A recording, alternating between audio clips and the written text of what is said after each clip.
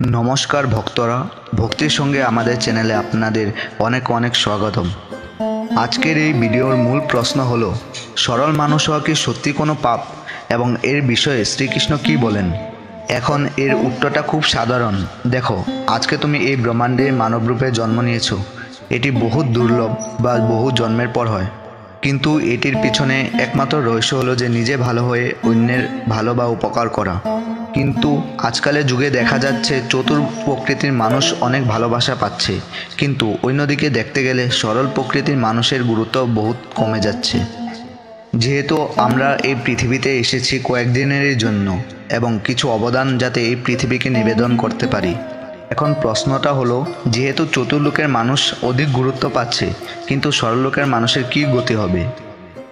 এখন উত্তরটা হচ্ছে, তুমি অধিক চতুর কিন্তু ভক্তিতে নয়।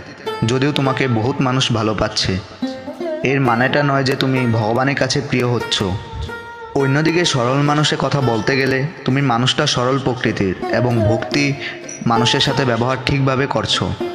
হতে পারে বহুত মানুষ তোমাকে ভালো পেতে পারে এবং বহুত ধরনের মানুষ তোমাকে খারাপ পেতে পারে, কিন্তু এই নয় যে ভগবানও তোমাকে খারাপ পাবে। আমরা আজ কর্ম কী করেছি সেটার হিসেবে কাল বা ভবিষ্যতে ফল আসবে।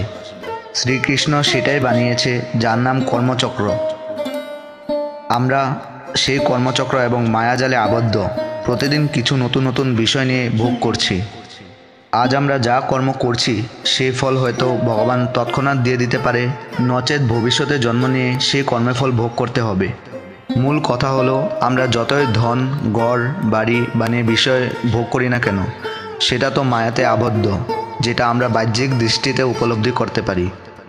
এবং অন্তর্দৃষ্টি হলো শ্রীহরিকে ভালোবাসা। সরল মানুষ হলে দুঃখ একটু বেশি হয়, কিন্তু ভবিষ্যতে এই ফল আরামদায়ক হয়।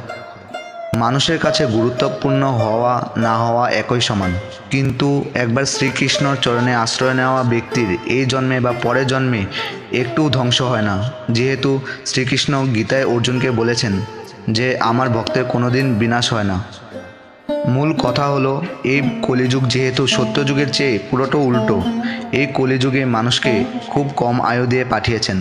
এখন আমাদের কর্ম এবং ধর্ম হলো শ্রীকৃষ্ণর স্মরণ নিয়ে সবাইকে সমান ভালোবেসে এই পৃথিবীর থেকে মুক্ত হওয়া।